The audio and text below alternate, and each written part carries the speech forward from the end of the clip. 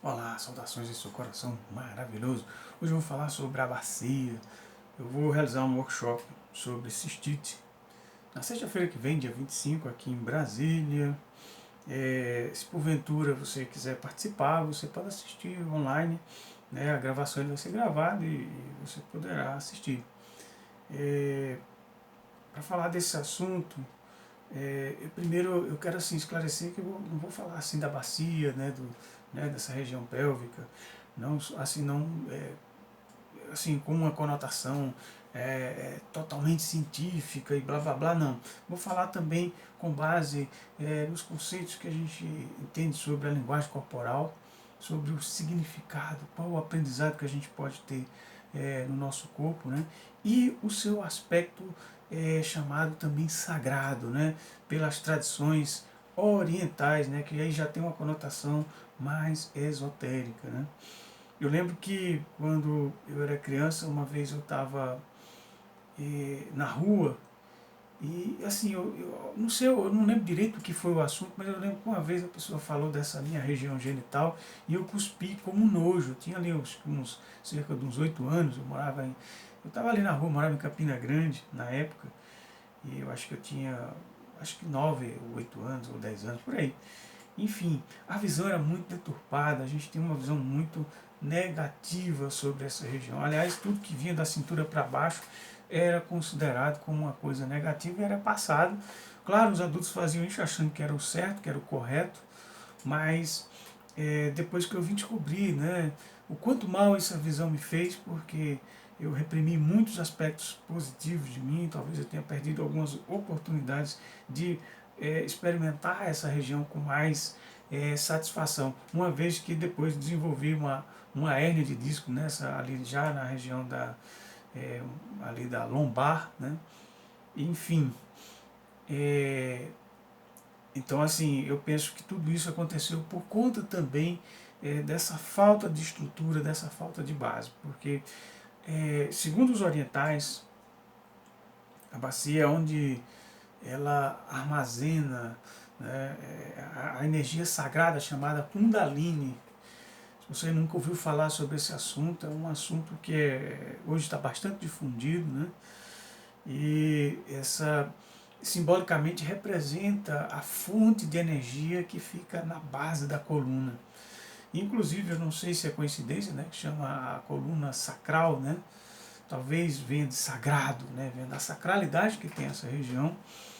E a coluna, ela a pelvis é que sustenta a coluna. Olha só a importância dessa região. Ela é muito poderosa, é muito forte. Ou seja, não tem nada de sujo, nada de negativo, pelo contrário, é a base. Por isso que a gente vê pessoas que crescem com essa visão suja sobre a sexualidade, sobre sua vida, sobre seu corpo. São pessoas que, mais cedo ou mais tarde, por mais que segure, um dia vai sofrer as consequências. O corpo vai mostrar alguma forma de manifestar alguma desarmonia disso aí, porque ela nega aquilo que o corpo fala. Ela pode mentir, mas o corpo não mente. Então, por isso que é provável ter disfunções na bexiga, né? Pode ter herpes, pode ter hemorroida, todas as desarmonias que acontecerem nessa região, pode ter certeza que tem um viés ligado, sobretudo, esse processo de lidar com o próprio corpo, inclusive com essa região. Inclusive, voltando à questão da Kundalini, a Kundalini é uma energia que, segundo os orientais, ela pode ser trabalhada, ela pode ser desenvolvida e ela pode subir, né, para fazer uma conexão do que eles chamam de chakras. Se você nunca ouviu falar em chakras, chakras são centros de energia, são inteligências energéticas dos nossos corpos, né? Hoje já se está tendo mais conhecimento sobre isso. Antigamente era puramente esotérico, hoje já existe algum conhecimento científico. Eu não vou assumir que existe um estudo científico que comprove os chakras, porque eu não conheço. Se tem, você me passe aqui, porque eu não conheço. Existem alguns estudos que mostram isso, pessoas muito sérias falam sobre isso, Amit Goswami, dentre uma série de outros que, que tem esse viés, né, e que tem falado, né, sobre os chakras. Então os chakras são a inteligência do nosso corpo. E é justamente nessa região, que fica na região do períneo, na base, né? Os chakras são como se fosse buracos negros, sabe? Que ficam no nosso corpo, são fontes onde a energia ela entra, elas formam toros, né? Enfim, então o chakra, o primeiro chakra, que é esse que fica na região do períneo, é o chakra que ele representa a sustentação, a estrutura, né, a base, a segurança, né? E aí cada chakra, nessa região também tem um segundo chakra, que é o Swadhisthana também, que é responsável pelo o sistema reprodutivo. A energia Kundalini fica nessa região. Então ela se movimenta, né, de uma forma sinuosa em duas estruturas, que elas saem se entrelaçando, uma entre a outra, assim, sabe? São chamadas, por isso que é chamada de serpente, né?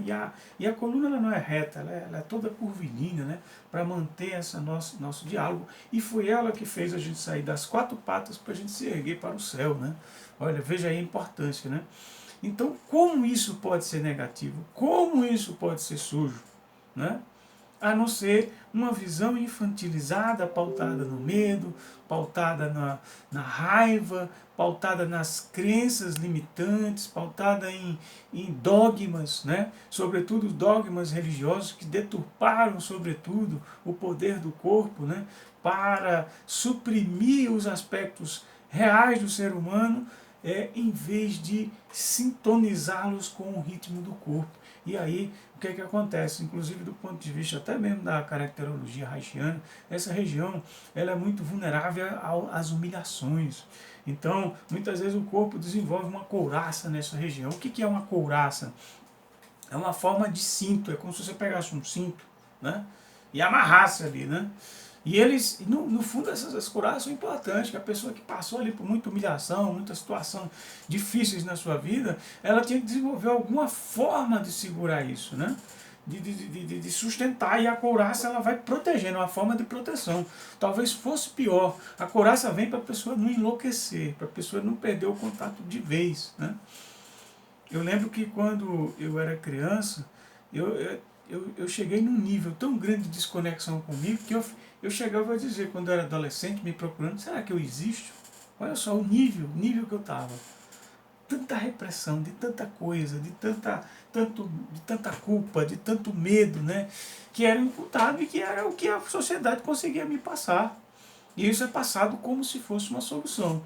Isso a pessoa pode até ganhar tempo. Eu vejo pessoas aí suprimindo seus desejos. Ela segura. É claro que o pote, você sabe que uma panela de pressão ela aguenta, mas chega um ponto que ela começa a soltar. E se não tiver, ela explode. Se não tiver como sair aquele ar, ele explode. Então muitas vezes as pessoas seguram, termina explodindo. Se não houver como drenar a energia, ela vai explodir um dia, né? Então, e uma das pequenas formas de dela fazer pequenas explosões, pequenos disparos, né, de energia concentrada, é justamente com a cistite, com a herpes, mostrando a pessoa como, né, de repente ela está sentindo uma raiva, um conflito, né, como ela também não está conseguindo se estruturar na vida, porque o chakra básico ali, né, que é responsável por essa região, o chakra swadhisthana é responsável pelo sistema reprodutivo, responsável pelo prazer, né? Então o que acontece? Então é prazer de viver, né, prazer de se conectar com o outro, com o mundo, e ao mesmo tempo tendo uma base sólida. Eu vejo muitas pessoas hoje muito preocupadas em fortalecer os chakras daqui para cima, então constrói edifícios sem base. Né? Eu mesmo era uma pessoa dessa, eu só vivia da cabeça daqui para cima. Então não tinha base. Então as coisas. Então, o que era que se fazia? Criava mundos. Como era que criava? Mentindo, fazendo uma série de coisas que não tinha base. E a desconexão com a realidade é grande e o preço é alto. O preço que eu pagava era, sobretudo, com muito processo na garganta, muitas dores de garganta. Né? E também tem o outro lado, tem pessoas também que colocam essa região pélvica, né, como moeda de troca, né? Pessoas que não conseguem descarregar pela cabeça, descarrega por essa área. Então coloca, né, tudo é sexualidade, coloca uma permissividade, são pessoas que não gostam do sexo, que não entendem, que acham uma coisa suja, e para se punir muitas vezes essas pessoas colocam a sexualidade acima de tudo, de uma forma exagerada, né? Então o corpo foi feito para o equilíbrio, nem para tanto nem para menos. O corpo, ele, inclusive a base disso tudo é o umbigo. O umbigo é o meio, ela é uma medida de equilíbrio que tem no nosso corpo, e ele concentra todas as nossas energias. Inclusive, pelo umbigo eu descobri que a gente pode fazer uma série de transformações no nosso corpo, né? Inclusive no processo de cura, para ele ajudar a colocar esses assuntos em dia. Agora, não adianta nada você fazer essas mudanças e não mudar a sua visão. Foi por isso que surgiu o método de saúde quântica chamado Umbi-Healing, que esse método ele é pautado em fazer a pessoa a voltar a dialogar consigo mesmo, a encontrar o vocabulário da verdade do corpo, né? E com isso a pessoa entender, compreender a dimensão sagrada do que tem, sobretudo essa região pélvica, que é uma região sagrada e não suja, conforme foram colocadas para as maioria das pessoas. É bom observar, é bom se perguntar, né, se sujo não é os pensamentos, se é esse contexto que penaliza e que coloca, sucumbe, né, esses aspectos como negativos, né?